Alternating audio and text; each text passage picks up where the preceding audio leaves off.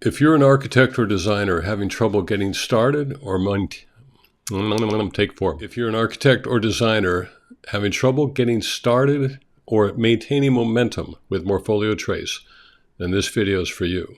So you're an architect who loves to sketch and design by hand, but the modern digital office doesn't value hand drawing anymore, so you decided to learn Morpholio Trace to make your talents relevant again. You downloaded it and tried it, but it was overwhelming. All those bells and whistles to learn. So back to the homepage you went, and there it lies taunting you every day. But you really don't want to miss out on the digital drawing revolution. So let me share this simple Jedi mind trick I played on myself to get started with the amazing Morpholio Trace. When you draw on paper now, you only use a limited set of pencils and pens, right? So our first mind trick is to set up a handful of basic pens and pencils that roughly match the ones you used to draw with on paper now. To do this, tap the top brush icon. Then, from the pop-out menu, assign one of the 9 brushes to that icon. Then test the size against the pencil you're actually replacing. That needs to go up a little, and that looks pretty good. Now just go down the column doing the same thing, tapping an icon, assigning a brush to that icon, matching it against the pencil or pen you want to replace, until you get to the bottom, which I usually assign to the roller brush and to the eraser to keep things simple. Mind trick number 2 is to set up a limited color palette, the same way we set up the limited brush palette. And just tap the plus button at the top to make a new palette. Give it a name, then tap the color wheel at the bottom of the window to give yourself a white. Just tap it here, and tap again inside the palette to add the color.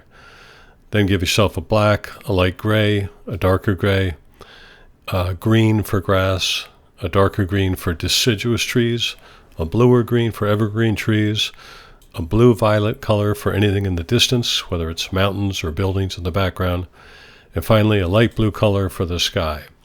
Now just take a moment to see where those choices occur over here on the left in this slider. Now that we have our brushes and colors set up, we don't have to think of them again, and we can get right into this exercise. Jedi mind trick number 3 is to completely ignore the custom canvas choices and launch a simple blank canvas. Then tap on the pencil or pen you would normally use to start designing on paper. Choose the color black.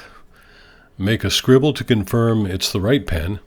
And just start sketching out an idea for anything. A house, a chair, a pet. Whatever makes you happy that you are finally getting started in Morpholio Trace. One of the differences between iPad and paper drawing is that so-called ink lines can actually be erased on the iPad. And because the pen makes a darker line than the pencil, I often start with that. Now I'm sketching an imaginary house design, sort of a Villa Savoy meets the Farnsworth house, because I love those two designs. And since this is an exercise for you, don't feel you have to design the outside of a house. Just make something you love to make, something that's going to keep you going. It doesn't matter because you're going to be able to apply the same techniques I show you in this video to anything you want to sketch in the future. I'm also applying some rules of perspective to this sketch, making parallel lines recede back to the same vanishing point about 5 feet off the ground here. But that's because knowing perspective is my job. So please don't feel like you need to make anything pretty or even coherent. All I care about is that your pen is moving and you're getting past the obstacles that have prevented you from trying Morpholio. And also please be liberal in your use of the eraser. Just practice with every brush you can and realize that it's not a terrifying thing. It's just incredibly useful to be able to erase an ink line and then go right back in with new line work. Well, this design isn't going to win any awards, but now I can add all the kind of toys that I love to add in these drawings, what you would call the entourage. So there's that front step and a nice walk down to the driveway. The house is going to be up on a little mound somewhere. And I'm going to fill out this driveway and this landscape, bring a slow sloping drive down to the country road that this is no doubt located on. Let me throw in a little Range Rover back here or whatever that is. And you'll see in a second that there's also a practical reason to add this landscape in the foreground, because I want to show you how the colors and the paintbrush roller tool can really make a sketch like this come alive in a very, very short time. I like to throw a bounding box around these renderings, make them look like little postcards, but you can also pull in here with a 2-finger spread gesture. And I just want you to see here, look how rough these lines are. Again, this goes to that idea of not needing to be perfect all the time. Just be scratchy and loose, and your ideas will flow all the better for it. So this has been all about keeping things simple, but let's take a look at how you would add a new layer. We're going to add a layer for trees and things in the background that I'm not too sure about, but want to experiment with. So I'll tap that button to add a layer. If I tap these 3 buttons, you can see that the yellow part is actually a layer of trace, and I can change that color down here, or I can dial the opacity of that layer up and down so you see more or less what's underneath. Now I'm going to pick a fine point pen again, and I'm going to just scale back that opacity, and let's draw in some landscape in the background. And a big part of this is because we want to have a darker area in the back of this sketch so we can pop out the subject. And this is my Bob Ross phase of this rendering. Let's have another happy little tree in the foreground here, and very simple shapes. I'm just guessing the size of a tree that might show up in the background. I'm not drawing the leaves, I'm just going to throw in the trunks. And even these simple lines, I think you can see they start to add a certain depth to the sketch. And then after the tree, and let's go in and put some branches in. The simplest gesture, again, makes for a somewhat effective idea of a tree, or an impressionistic idea of a tree. And when we're done with that, let's take a look, and we're getting very close to starting the color here. And I'm going to pinch and zoom here and see the whole thing. And let me show you what I just did, by the way. There's something called a 4-finger tap. It makes all of the interface of the drawing go away, so you maximize the real estate you can draw on. And then if you just touch up in the left corner, you can bring that interface back. So let's add a layer for color now. And I'll tap this icon here, and I'll tap these 3 dots and check that the opacity of the tracing paper is turned all the way down. And let's come over here and just test to see if we're on the right layer. It can be confusing at times. So I'll scribble here, scribble with a darker pen, and I'll look over here, and if I reduce the opacity of the layer contents, yep, that's right. So I'm on the right layer, and all is good to go. And to apply our colors, we are going to use this roller brush right here. We're going to pick that light gray we set up earlier, keep things simple, and then I'm just going to draw the pencil right around this shape. And notice that the roller brush automatically fills everything in the path of that shape. I'll 2-finger tap to get out of there. Let's go back. This can be a little confusing, losing track of the brush. But let's go maybe to this more of an earth color, because it's a little hard to see that gray. So I'm going to be in the earth color now. I've got the roller brush activated, and I am going to draw that shape around that entire lower portion of the landscape. And then it gives you a surprising amount of accuracy. I can notice again the 4-finger taps, but I can draw that brush around very small parts of the landscape with a fair amount of precision, but you start to use the brush as really its own medium. So it's a little bit like a Calder cutout sculpture or cutout painting, but you can use that brush to just fill in these tiny patches or large areas. It's really a lot of fun. It's an extremely liquid sensation, and yeah, making one of my typical mistakes there. But just that quickly, I've got a ground plane, and I think I'm going to switch out colors here. Let's drag back up to the sky, and another demonstration of how the impact can be so fast. Let's just trace around this, and put the sky in the background. And this is the beginning of that rendering technique I was talking about, where you make the background darker and the entire foreground pops forward. But again, look at this. It's not accurate. You see me wiggling. I mean, it is accurate, but I'm not being accurate. And in minutes, you've covered the bulk of your rendering in color. Now that line drawing is showing through because we've been in multiply mode in the layers menu. But again, here I've got very good control over this. It covers the person, but I'm not too worried about that. I can show the sliver of space showing through the ends of this open porches. I can come back and make little patches, and even if it overlaps, it doesn't really look that bad. It is a little bit like paper cutout painting, and it just kind of adds to the overall sketchy nature of the rendering, which I like. But again, the most important thing is that you are practicing with these tools and hopefully having fun while you do it. So I'm going to make a little darker blue. It's not quite got the punch I was hoping for, but this shows you how you can go over a layer several times, and that color will get slightly richer each time. And that's pretty dark, but it's making the point. And maybe if I reduce the color of the blue for the windows, and I just use that opacity slider for that, so I'm still staying with the same tool and the same color, but I'm working very quickly, and I don't want this to look like I'm seeing through the building, but let's make sure that people know that that's glass in the front of that house. Maybe I'll pop a future chimney form up here. I'm not sure what it is. I'm just making this up as I go, but I like the idea of another shape up there. I'll speed this up now for those of you that want to see it rendered all the way through, see what it looks like. I know you get the general idea. Here's the darker gray.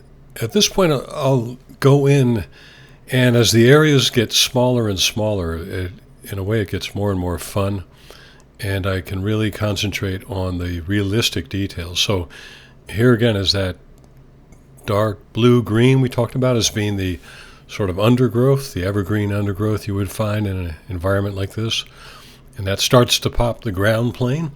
And then this is one of my favorite, I call this the Disney technique, using the roller brush to draw as you paint, creating these shapes. Again, that simple palette has come in handy. I haven't labored over what color to choose. And watch how that pops that foreground drawing right out. I can add to the depth by even filling in those porch shapes. Let's go with the very blue-green deciduous tree color now and give them some more 101 Dalmatians Disney color to this thing. But it's fun. Nobody's claiming it's a 18th or 19th century landscape painting. We're just trying to get the job done, trying to keep the entourage simple and not distracting so that the design itself is getting the attention. Here again is going over a color with the same color to make it richer, but you can make new shapes when you do that and imply that there are dips and troughs in the landscape. I love to pop things out with that dark gray again. It's almost like it's making a pencil line or an ink line by itself. And if you've done it, you'll know what I mean. It's just the most delightful sensation. Really like painting, but without any mess whatsoever. Now let's pop out these tree trunks with a dark gray, and that really makes it sing in a different way. All this stuff is so fun to discover. You would never do it under normal circumstances with a paintbrush. But this is a different medium, so you have a new chance to rediscover your love for drawing and painting. That red was a little intense, so I scaled that back. That looks a little bit better. Here's some birch trees. As I see this again, I regret that I had opacity lowered, and it would have been a bright white if I hadn't. But I just adjusted the overall opacity of the colored layer, and now I'm adding a new layer, and I'm adding these very impressionistic shadows that these evergreen trees are casting. This also helps to delineate the elevation. Now some interesting furniture shapes from the interior. A white cloud up in the sky. Let's darken up these trunks a little bit, make them pop a little bit more and set off the middle ground. Now there are a lot of layers here, and we're going to show you how we can play with them to get different effects in a moment. But first I am going to add a little impressionistic floor plan to this thing, like some of those composite floor plan perspective renderings you see, the vintage renderings from the past. But I think this is a great way for the client to see that you're not just dreaming, but you're trying to be responsible and actually make a workable design. So let me put in some walls. I think these correspond roughly to these side walls that I have in the rendering where these porch cutouts are. We'll make those two sides equal because that's crucial to my rather overly formalistic scheme perhaps, but that's what's fun about this. I think there might be, obviously there's an important room in the corner getting light from both sides, so let's make that the master bedroom. Let's make this the great room with a piano you can see suggested back in there at the bottom of the screen. And if that's the great room, then this should probably be the kitchen and the dining room. It's just an absolute stream of conscious thought process. Please don't critique my plan, but if that's the dining room and kitchen, then we're going to need at least one other bedroom, right? Can't have a $2 million house with only one bedroom, so we're going to need to come up from the basement. So there are the stairs, the placeholder for the stairs. There's got to be a hallway back to this bedroom. This is how my design mind works. Yours may or may not work the same. A couple of bedrooms, 2 porch cutouts on the corner, dining room, kitchen. Real simple notes, just an architect's freehand scrawl, which oddly enough clients also seem to like. Just enough labeling to let us know what's going on. I've gone over this white plan with black to do another iteration on the design, but now I want to get some basic dimensions, or I want to check that my dimensions are reasonable. So I go into the scale tool and I assign that crosshair distance 20 feet. Hit the green check mark, and now if I summon the scale by tapping the scale icon at the top, it comes in at the scale that I assigned to the scale. So I have 20 feet wide and 67 feet across, and I can calculate areas and rough costs based on that, but it's really just to let other people know what we're dealing with. And then you can even render the plan a little bit. I'm using the paint roller again to add a white background so the plan pops against the sky. I can go in here with some very basic color, add some wood porches, a wood dining room table, a wood kitchen counter. I can dial back the opacity of those things. And there is my color rendering. Now, if this is too weak for you, there's a trick. Over here in the layers, you can hit the dots and duplicate this layer. And in the duplicate layer, you can actually activate multiply blend mode. And then by dialing back the opacity of the drawing layer itself, you can, in effect, enrich or desaturate the colors of the lower layers. So duplicate the layer, then dial back the opacity of the top layer.